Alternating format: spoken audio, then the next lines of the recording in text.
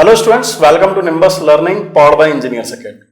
आज के इस टॉपर टॉक में आज फिर हम एक सक्सेसफुल स्टूडेंट के साथ चर्चा करने वाले हैं, जिनसे हम वही जूनियर्स के जो क्वेश्चंस हैं उन सबके बारे में चर्चा करेंगे और साथ में हम ये भी चर्चा करेंगे कि इनकी सक्सेस का राज क्या रहा है।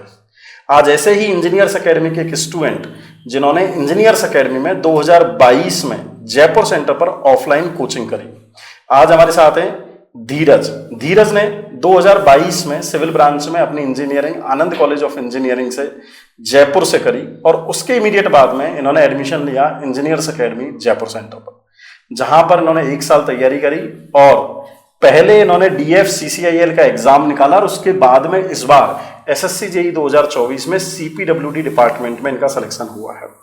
आज हम धीरज के साथ में वही आपके मन में आने वाले बहुत सारे क्वेश्चंस उन सब के बारे में चर्चा करेंगे। इनकी एकेडमिक लाइफ, कॉलेज की लाइफ, घर परिवार की लाइफ स्टाइल और कोचिंग में होने वाली पढ़ाई के बारे में भी हम चर्चा करेंगे। सबसे पहले धीरज, आपका स्वागत है इस शो में। सर। तो इसमें आज जैसा मैंने आपको बच्चों को बताया कि इन सब के बारे में आज हमें चर्चा करनी है। आपका इंट्रोडक्शन भी मैंने दिया।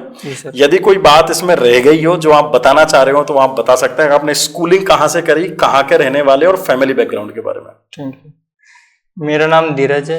मैं सवाईमाधोपुर डिस्ट्रिक्ट में छोटे से गांव से बिलोंग करता हूं। मेरी स्कूलिंग कोटा से हुई है और मैंने जयपुर से बीटेक की 2022 में आनंद इंटरनेशनल कॉलेज से, और मैंने कॉलेज खत्म होते ही इसके बाद इंजीनियर्स एकेडमी में ऑफलाइन कोचिंग में एडमिशन ले लिया था और जून 2022 से मैंने कोचिंग स्टार्ट की थी।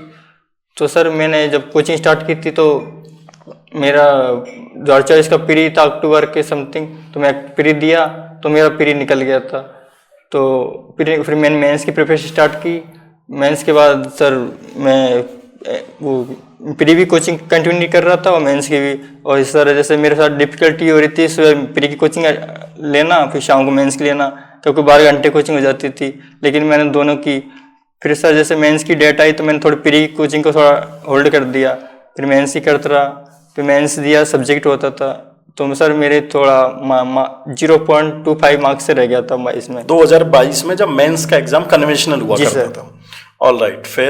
फिर सर मैंने डिमोटिवेट नहीं हुआ। फिर मैं अगली प्रिपरेशन लग गया 2023 की।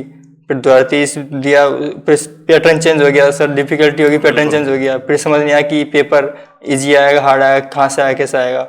फिर सर 2023 में प्री निकल गया अच्छे मार्क्स से। फिर मेंस की तैयारी की तो सर ज़्यादा टाइम मिल पाया, तो इतना टाइम था कि 1-1.5 महीना तो समझ नहीं आया कि क्या पढ़े। तो इस टाइम पे ही जो समझ आया उतना कर लिया।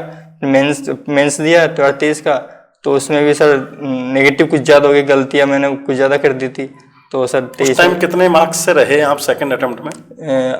9 मार्क्स से रहा था लगभग 9, जब पहली बार ये ऑब्जेक्टिव एग्जाम हुआ जी था। सर।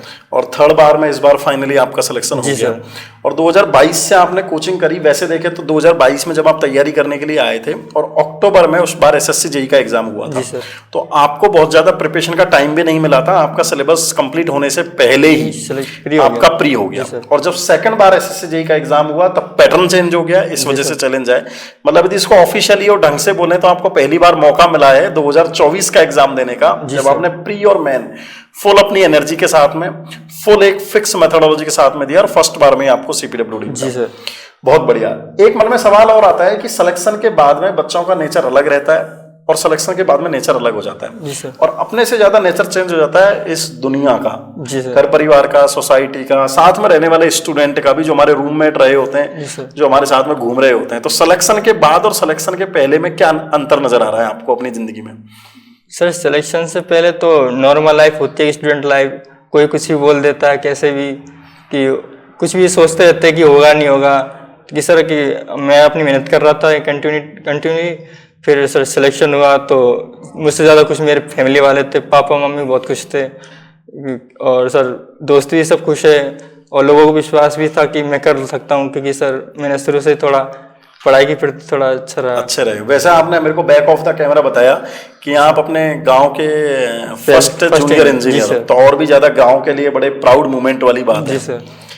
तो अब घर परिवार में भी एक खुशी का माहौल है। बिल्कुल सर। एक क्वेश्चन और है जूनियर्स के लिए कि बच्चों के लिए बहुत ज्यादा इंपॉर्टेंट बन जाता है, सर पढ़ाई तो हमने भी करी लेकिन हम भी उसी क्लास में बैठे थे, हमारा सिलेक्शन तो नहीं हुआ। तो ऐसी क्या गलती बच्चे करते हैं और किस तरीके से लास्ट टाइम पर अपने आप को कंट्रोल करना चाहिए, रिवीजन करना चाहिए, शॉर्ट नोट्स बनाने चाहिए ताकि वो मिस्टेक ना हो और फर्स्ट अटेम्प्ट में एग्जाम को क्लियर करने की संभावनाएं सबसे ज्यादा बन जाए। सर मैं बोलना चाहूँगा, अगर कोचिंग कर रहे हो तो कोचिंग पहले रेगुलरली करो। कुछ बच्चे होते हैं कोचिंग आते हैं, कभी छुट्टी कर लेंगे, कभी नहीं आते या बीच में छोड़ दे। मैंने कोचिंग प्रॉपर तरीके से की थी रेगुलरली, और प्रॉपर नोट्स बनाए थे सर, और नोट्स एकदम प्रॉपर फॉलो किया था, और यहीं के नोट्स पढ़े थे मैंने इंग्लिश अकेडमी के। उसके बाद टेस्ट सीरीज दी और रिवीजन डेली करता था। और सर कंटिन्यूटी रखो, मैं तो बोलना चाहूँगा जो जूनियर से कि कंटिन्यूटी रखो, ये नहीं कि कभी पढ़ लिया कभी नहीं पढ़ा। और टेस्ट सीरीज मेंस पूरी तरह टेस्ट सीरीज दो, उनसे पता चलेगा तुम गलतियाँ क्या कर रहे हो। मिस्टेक सर तभी पता चलती है, हम ऐसे पढ़ लेंगे तो पता नहीं चल पाता कि क्या याद है क्या नहीं है, और टेस्ट सीरीज ज़्यादा इंपॉर्टेंट हो जाती है। और सर कंटिन्यूटी, और डिमोटिवेट नहीं होना कि नहीं होगा, कट ऑफ ज़्यादा जा रही है या कम जा रही है, हमेशा रेगुलरली अब कभी ना कभी मेहनत करते रहो। जी सर। एक लास्ट सवाल और है कि आपका पहले भी DFCCIL में सिलेक्शन हुआ है। जी सर। तो ऐसा प्रेशर नहीं रहा सोसाइटी का या घर परिवार का कि यार तुम DFCCIL भी ज्वाइन कर लो ना? सर मैंने DFCCIL सिलेक्शन हुआ, लेकिन किसी को नहीं पता उस सिलेक्शन के बारे में। नहीं, मेरे को तो पता है, घर पे भी पता ही होगा। सर घर पे बताया था, लेकिन मैंने ऐसे आस समाज में दोस्तों को किसी को नहीं बताया था। अच्छा। तो मैं घर वालों से बोल दिया था कि मैं इसमें, इससे अच्छा मुझे CPWD चाहिए SSC के थ्रू। और जस्ट 2-3 महीने बाद SSC का फ्री था, तो मैंने घर वालों से बोला था मैं कर दूंगा, इस बार कर सकता हूँ मैं। तो घर वालों ने मुझे एकदम मतलब ड्रीम आपका जो डिपार्टमेंट था वही डिपार्टमेंट आपको मिल गया। बहुत ही बढ़िया। अब मेरा एक लास्ट सवाल और है कि आपने इंजीनियरिंग करी है और इंजीनियरिंग वालों का असिस्टेंट इंजीनियर एक अपना सपना होता है। जी सर। तो आपका अगला लक्ष्य क्या है? जी सर, मैं जैसे राजस्थान से बिलोंग करता हूँ, तो हमारे लिए बेस्ट अपॉर्चुनिटी है कि RPSC निकालना, और उसका एग्जाम भी है 28 सितंबर को। बिल्कुल। तो सर अब मेरा टारगेट अगला वही है, बहुत बढ़िया। तो आप अच्छे से उस एग्जाम को दें, और ये हमारी शुभकामनाएं है कि हम इसी टेबल पर और इसी कैमरे पर बैठ के बिल्कुल सर RPSC के बारे में भी चर्चा कर रहे हो कि आपको PWD डिपार्टमेंट मिला है। ये हमारी शुभकामनाएं। आप अच्छे से मेहनत करें। एंड स्टूडेंट, आपके मन में भी यदि कोई बात है, कोई जो आप चाहते हैं कि अगले टॉपर्स के साथ आप पूछना चाहते हैं, वो आप इस वीडियो के कमेंट में जरूर बताएं, ताकि आने वाले वीडियोज में हम उन सारे पॉइंट को, उन बातों को कवर करेंगे ताकि आपको भी मैक्सिमम हेल्प मिल सके। Once again all the best जितने बच्चे तैयारी कर रहे हैं from the entire team of Engineers Academy and Nimbus Learning. Thank you. If you really like the video, please hit the like button, share the video, subscribe to our YouTube channel and press the bell icon for the latest updates. Thank you.